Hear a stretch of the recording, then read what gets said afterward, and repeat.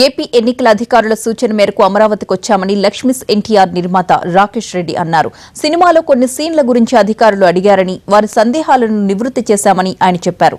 ఏవైనా అభ్యంతరాలుంటే చెప్పాలని ఈసీని కోరినట్లు నిర్మాత రాకేష్ రెడ్డి వివరించారు.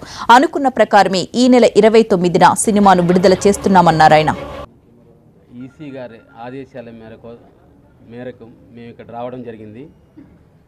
ముఖ్యంగా లక్ష్మీస్ ఎన్టీఆర్ సినిమా మీద ఈసీ గారు మనకు ఒక నోటీస్ ఇవ్వడం జరిగింది.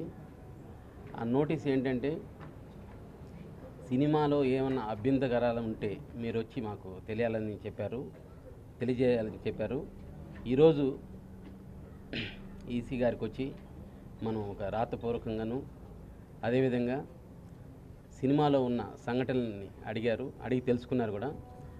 అన్ని క్లుప్తంగా చెప్పాము. మేము సినిమా రిలీజ్ అయిన తర్వాత కూడా ఏమైనా అభ్యంతరాలు ఉంటే మీరు ఈసీ గారిని కోరడం జరిగింది. ఏమైనా ఉంటే అభ్యంతరాలు కూడా చెప్పచ్చని చెప్తామని చెప్పాము. ఈరోజు ఈసీ గారు మనకి మంచిగా స్పందించి రేపు రాబోయే శుక్రవారం 29వ తారీఖు ఈ సినిమా విడుదల జరుగుతుంది. ఈరోజే మనకి సెన్సార్ సర్టిఫికేట్ అన్నీ కూడా విడుదల చేస్తున్నారు.